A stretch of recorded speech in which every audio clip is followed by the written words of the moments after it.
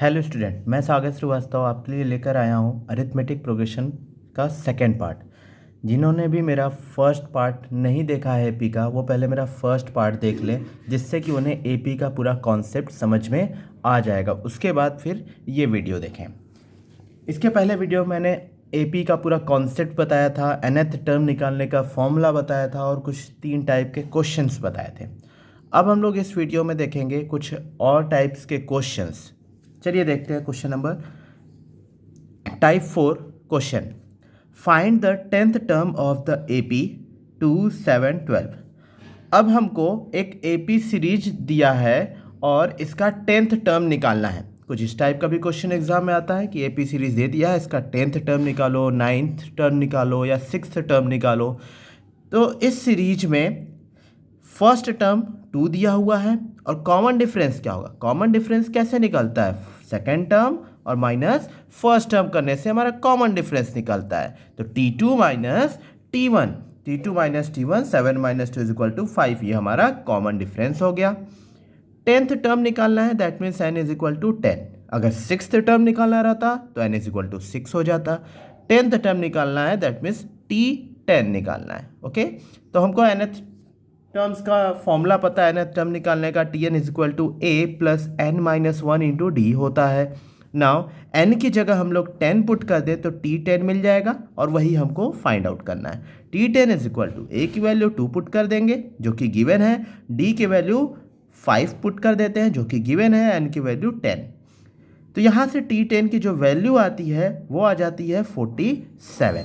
इस तरीके से हम लोग 10th term, 6th term, 12th term जो भी निकालना चाहे वो निकाल सकते हैं। नाउ अब ये तो हो गया एक अप्रोच, बेसिक मेथड इस क्वेश्चन को करने का। एक और अप्रोच है इस क्वेश्चन को करने का, डायरेक्ट अप्रोच। जब हमारे पास एग्जाम में टाइम कम रहता है तो हम लोग इस अप्रोच को लगा सकते हैं। देखिए कैसे, मैंने आपको जनरल फॉर्म बताया था। किसी भी एपी का जो जनरल फॉर्म होता है वो होता है A plus D, A plus 2d, A plus 3d dot dot dot, इस तरीके से a plus n minus 1 into D तक होता है। फर्स्ट टर्म है, ये है सेकेंड टर्म, ये है थर्ड टर्म, ये है फोर्थ टर्म। अब देखिए जब थर्ड टर्म हो रहा है तो a प्लस 2d हो रहा है, इससे एक कम। जब फोर्थ टर्म है तो a प्लस 3d हो रहा है, इससे एक कम। उसी तरीके से जब 10th टर्म होगा तो a प्लस इससे एक कम 9d होगा। ठीक है, तो 10th टर्म डायरेक्टली हम लोग a प्लस 9d लिख सकते हैं। अब a की वैल्यू 2 और d की वैल्यू 5 पुट कर देंगे तो हमारा आंसर मिल जाएगा। आइए अब देखते हैं नेक्स्ट टाइप का क्वेश्चन। अब कुछ इस टाइप का भी क्वेश्चन आ सकता है एग्जाम में। Which terms of the AP 3, 8, 13, 18 dot dot dot is 78।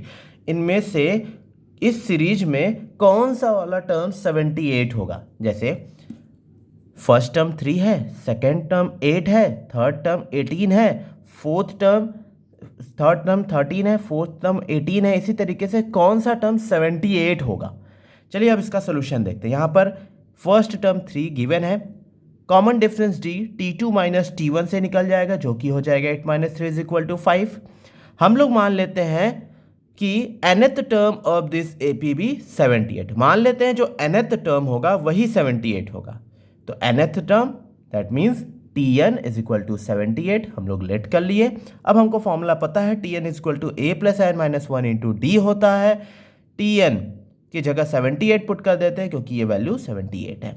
Now a की वैल्यू 3 है, पुट कर देते हैं। d की वैल्यू 5 है, ये भी पुट कर देते हैं। n हमको फाइंड आउट करना है। अब देखिए 3 जब लेफ्ट हैंड साइड में जाएगा तो माइनस हो जाएगा 75, और जब हम लोग 5 को दूसरे तरफ सेंड करेंगे, भेजेंगे, तो ये क्या हो जाएगा 75 डिवाइडेड बाई 5 हो जाएगा। और इसको हम लोग लेफ्ट साइड में लिख लेते हैं, इसको हम लोग राइट साइड में लिख लेते हैं। इस तरीके से जो n की वैल्यू निकल कर आती है वो जाती है 16। Hence 16th term of this AP is 78। तो 16th टर्म ही होगा 78 इस AP का। ओके, चलिए अब नेक्स्ट क्वेश्चन देखते हैं। ये काफ़ी इंपॉर्टेंट क्वेश्चन है, एग्जाम में अक्सर आता है ये क्वेश्चन और थोड़ा सा अलग टाइप का क्वेश्चन है। Which term of the AP 121, 117, 113 dot dot dot is it's first negative terms.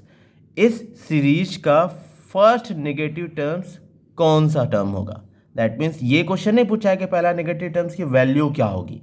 ऐसा क्वेश्चन है जैसे पहला टर्म जो है फर्स्ट टर्म 121 है, सेकेंड टर्म 117 है, थर्ड टर्म 113 है, तो इसी तरीके से कौन सा वाला टर्म पहला नेगेटिव टर्म आएगा।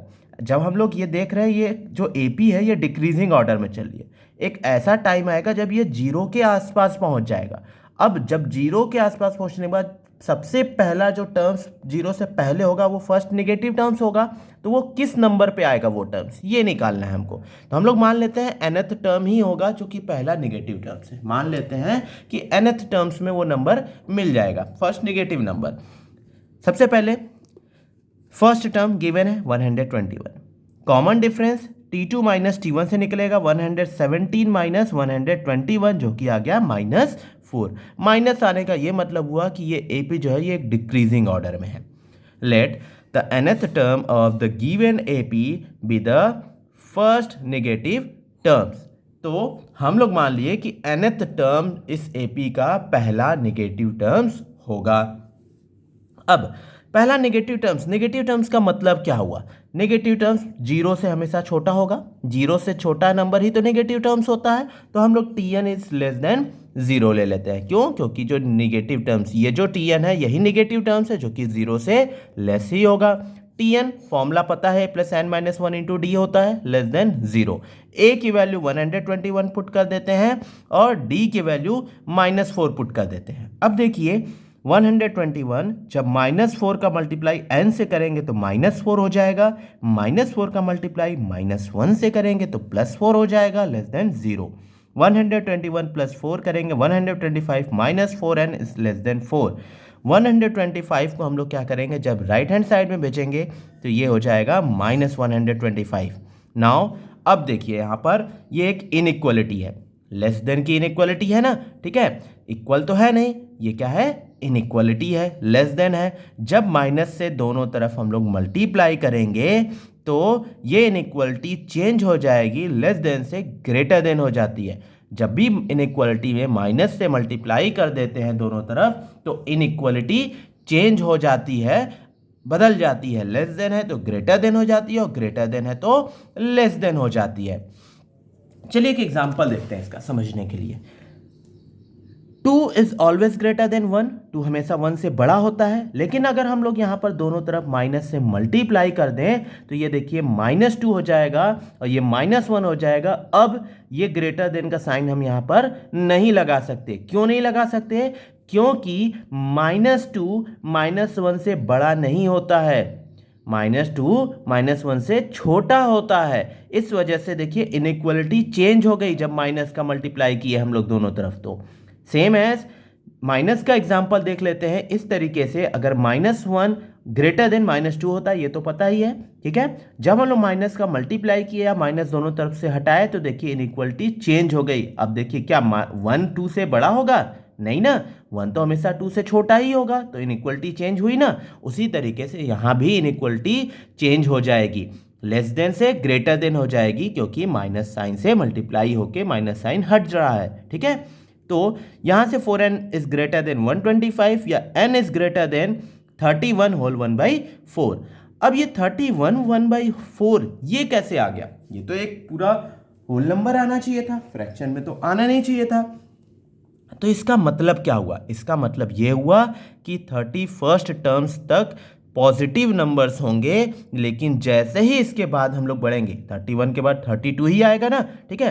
तो जैसे ही हम लोग 32nd टर्म्स पे जाएंगे तो वो नंबर पहला नेगेटिव नंबर होगा।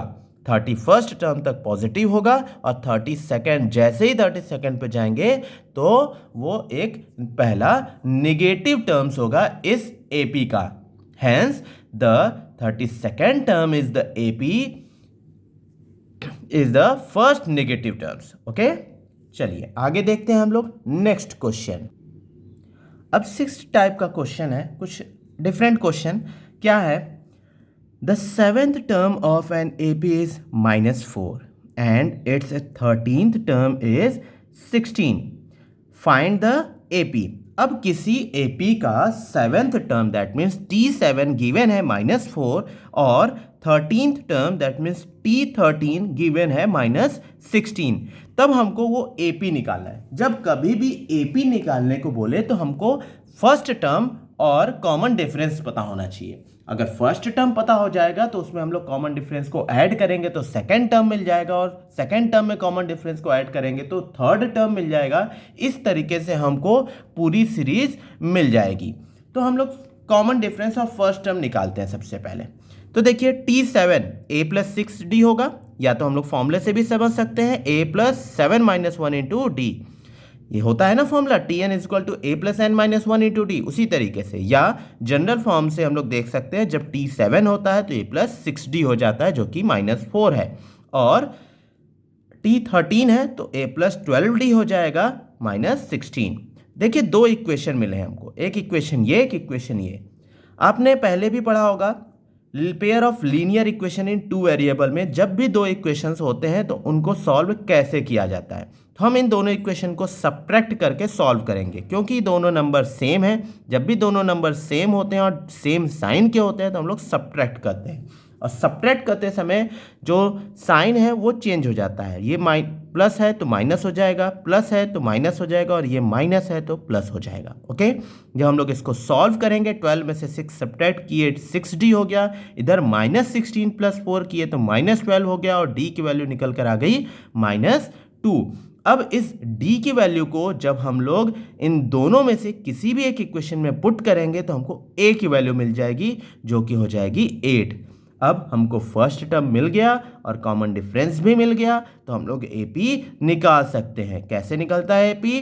फर्स्ट टर्म, उसके बाद फिर a + d, a + d, a + d के जगह -2 रखेंगे, दैट मीन्स 8 - 2 = 6, देन 4। बार बार कॉमन डिफरेंस ऐड होता रहेगा, कॉमन डिफरेंस नेगेटिव है, इस वजह से ये डिक्रीजिंग ऑर्डर में एपी रहेगा। ओके, आइए अब हम लोग देखते हैं कि किसी भी एपी के n टर्म्स के एपी का सम कैसे निकालते हैं, sum of first n terms of an AP. चलिए मान लेते हैं कोई AP a + d, a + 2d ... a + n - 1 × d type का है। हम लोग S लेटर से डिनोट करते हैं sum of first n terms of AP को। अब आप लोग सोच रहे होंगे सम का तो formula direct S = n/2 2a + n - 1 × d होता है, तो डायरेक्ट वो भी कर सकते हैं। पर हमें ये पता होना जरूरी है कि कोई भी फॉर्मूला आता कैसे है, कैसे वो फॉर्मूला जनरेट होता है। केवल फॉर्मूला याद करना इंपॉर्टेंट नहीं होता है, वो फॉर्मूला आता कैसे है, बनता कैसे है, ये भी इंपॉर्टेंट होता है। तो चलिए देखते हैं फॉर्मूला कैसे बनता है। S = S, हम लोग सम को डिनोट कर रहे हैं तो हम लोग इस सीरीज का सम एडिशन कर दें, सब में प्लस लगा देंगे, a फिर प्लस a + d फिर प्लस a + 2d फिर प्लस ... a + n - 1 × d। इसको इक्वेशन 1 मान लेते हैं। अब इसी सीरीज को जो हम लोग लिखे हुए हैं इसको रिवर्स ऑर्डर में लिखते हैं, मतलब लास्ट को पहले लिखें, सेकंड लास्ट को फिर लिखें, देन इस तरीके से रिवर्सिंग ऑर्डर में हम लोग लिखते हैं।